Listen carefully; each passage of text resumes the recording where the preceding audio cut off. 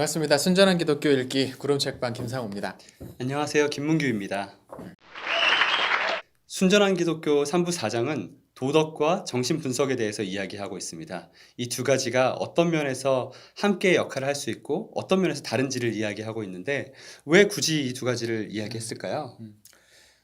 아마 루이스 당시도 그렇고 오늘날도 마찬가지지만 이건 분명히 죄의 문제인데, 그러니까 도덕적으로 잘못된 문제인데 죄가 아니고 이건 심리적인 이상 징후, 이상 행위일 뿐이다라는 식으로 설명하려는 태도들이 있었던 것 같아요. 네. 그러니까 이건 잘못한 거고 루이스의 말대로 하면 이건 회개해야 될 죄인데 음, 아니다, 그거는 병이다. 맞습니다. 문제가 아니다. 이런 식으로 설명하려는 사람들이 많이 있어서 루이스가 근본적으로 이 둘 사이에 차이가 있다고 이야기하지 않았나 싶습니다. 네.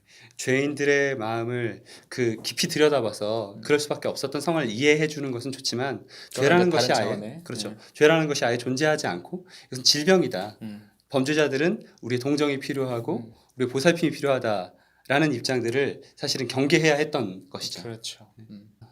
루이스는 정신분석의 역할은 우리의 마음 안에 있는 어떤 상처들 혹은 일그러진 부분들이 무엇인지 밝혀내는 데 역할이 있고, 또 도덕은 그 원재료를 가지고 어떤 행동으로 의지적으로 어떤 것을 선택하느냐의 문제라고 이야기하고 있습니다. 그렇죠. 예를 들어서 이제 고양이에 대한 병적인 공포가 있다. 어떻게 그럴 수 있는지 모르겠지만 고양이에 대해서 어떤 그런 아주 지나칠 정도의 두려움, 공포가 불안 증세가 있다 그러면 정신분석은 그 원인을 진단을 해서 그런 공포를 느끼지 않도록, 그런 불필요한 이유 없는 공포를 느끼지 않도록 치료해 준다면 거기서 이제 그 역할은 끝나는 거고, 도덕은 이제 그 고양이를 이제 어떻게 대할 것인가.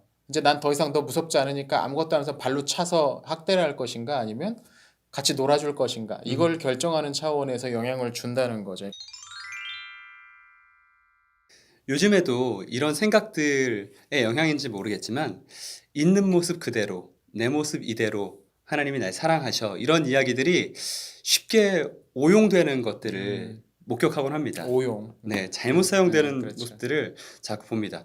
내가 갖고 있는 부도덕한 행동들을 자꾸 하는 습관이나 아니면 내 마음에 일그러진 상태, 그것을 하나님이 기뻐하신다는 뜻은 아니거든요. 그렇죠. 그게 다 괜찮다는 말은 아닌데. 그런데 우리는 있는 모습 그대로 하나님이 날 사랑하신다는 그 말씀을 나의 게으름이나 나의 이기심이나 나의 폭력적인 말투나 이런 것들을 고치지 않아도 돼.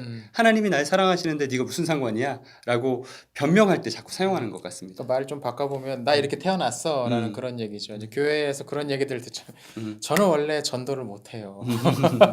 그래서 성역 공부하자고 이야기하면 저는 원래가 공부에 영 취미가 없어서 책 같이 보세요. 책 같이 보실래요? 라고 하면 저 책만 읽으면 이렇게 잠이 오고 쥐가 나요. 뭐 이런 식의 이야기들 하면서 사실 좋은 것들, 어떤 것들을 권할 때 나는 원래 이러니까 그런 거 안 해도 돼요 라는 식으로, 마치 내가 이렇게 타고났으니까 이렇게 하는 것은 아무 문제 없다는 식으로 논리가 전개되는 경우들이 있는 거죠. 네. 하나님께서 분명히 우리 안에 있는 상처나 약점들도 그대로 사랑하시지만 그 어떤 것도 하나님의 사랑을 막을 수 없지만, 동시에 하나님께서 내가 변화시키기 원하시는 영역이 존재한다는 거죠. 내게 주어진 그 재료들을 통해서 무엇을 만들어낼까는 하나님의 중요한 관심사라는 거죠. 태생적으로 좀 게으른 성향이 있는 사람이 있어요.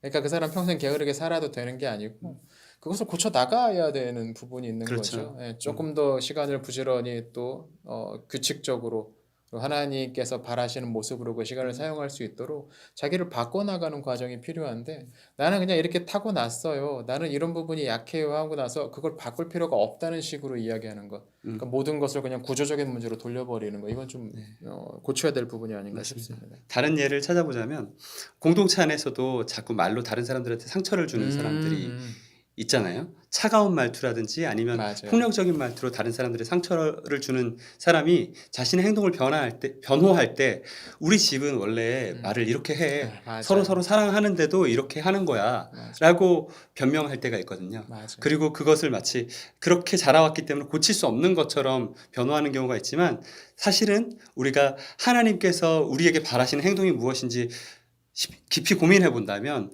자신의 과거의 경험이나 혹은 안에 있는 어떤 상처들을 절대적으로 생각하기보단 하나님이 원하시는 것을 더 절대적으로 생각해야 되지 않을까라는 생각이 맞아요. 듭니다. 요새 돌직구란 말도 좀 불편해요. 이게 언제부터 우리가 이렇게 말하는 버릇이 생겼나 습관이 음. 생겼나 아마 방송에서 나온 것 때문에 영향을 받지 않나 네. 싶은데 음.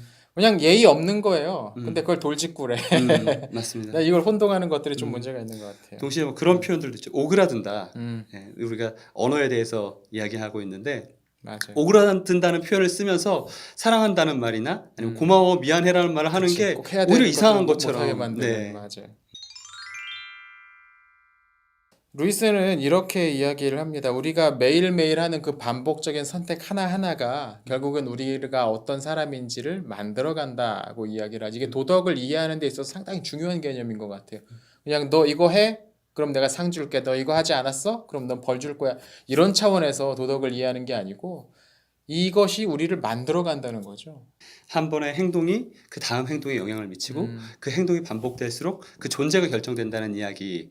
네트워크 경제학에 경로 의존성이라는 개념이 있습니다. 경로 의존성이라는 건 뭐냐면 우리가 아침에 학교에 갈 때 처음에 갈 때는 길을 찾아서 어렵게 길을 찾아서 학교에 가지만 둘째 날은 전에 갔던 그 길을 그대로 간다는 거죠.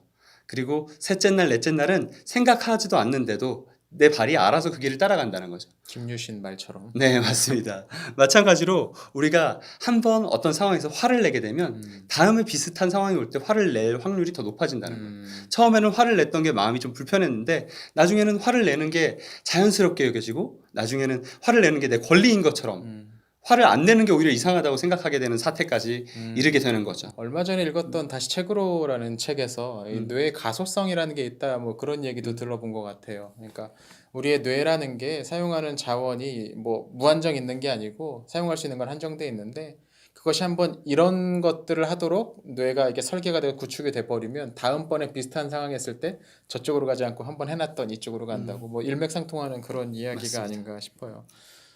C.S. 루이스가 천국과 지옥의 이혼이라는 책에서 그런 말을 한 적이 있는데 마지막에 이제 그날이 되면 모든 사람들이 하나님 앞에 나와서 이제 뭐 심판받는 그날이 되면 구원받은 사람들, 복받은 사람들은 자기가 지금까지 쭉 다 하나님 나라에서 살아왔다고 생각하게 될 것이고 반대로 이제 저주에 떨어질 사람들은 자기는 태어나서 지금까지 계속 지옥 안에서만 살았다라고 말하게 될 것이다. 근데 이 둘 다 사실이다. 이런 얘기를 하거든요. 이게 이제 무슨 뜻이냐면 하나님과 관계를 맺으면서 매일매일 하나님에 맞춰서 살아온 사람들의 삶은 그 삶 자체가 자기도 변할 뿐만 아니라 그 삶 자체가 하나님 나라로 변하게 될 거란 이야기죠. 그의 반대라면 역시 그 자체가 이제 지옥이 돼 버릴 거라는 얘기인 거죠. 오늘 여기에 나온 이야기랑 연결되는 것 같아요. 이렇게만 이야기하면 마치 저희가 너의 심리적 상태 아니면 너의 과거 어떤 경험 그런 거 자꾸 핑계대지 말고 노력을 다해서 어떻게든 선한 도덕적 결정들을 해, 도덕적 행동들을 해라고 강요하는 것처럼 들릴 수도 있는데요.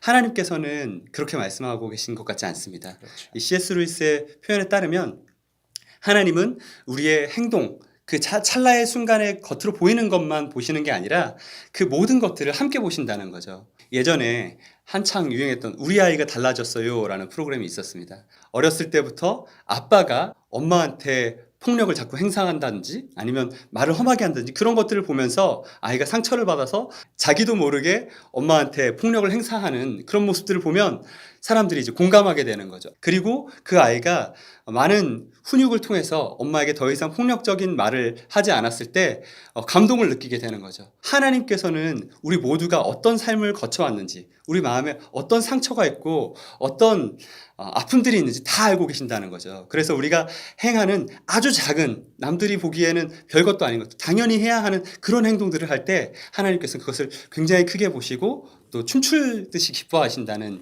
그런 뜻이 아닐까. 가지고 있는 자질이 다를 수 있는 거죠. 출발점이 다를 수 있는 거죠. 그간에서 우리가 조금이라도 변화하려는 의지를 보이고 간구하면서 그렇게 나아가려고 하는 그 모습 자체를 하나님 기뻐하신다는 건 뭘 엄청나게 큰 게 아니고 루이스는 그런 얘기도 해요. 고양이를 무서워하는 사람이 어떤 좋은 이유 때문에 그 고양이를 힘껏 이제 용기를 내서 들면 하나님이 그게 무슨 훈장 내릴 것만큼 기뻐하신다는 그 얘기. 사람은 선해지면 선해질수록 자기 안에 남아있는 악을 더 분명히 깨달을 수 있습니다. 반면에 악해지면 악해질수록 자신의 악을 깨닫지 못하지요. 어느 정도 악한 인간은 자기가 그리 좋은 사람은 못 된다는 것을 압니다. 그러나 철저하게 악한 사람은 자기가 옳다고 생각합니다. 상당히 흥미로운 구절인데요. 이 선함과 지혜가 함께 간다는 거예요.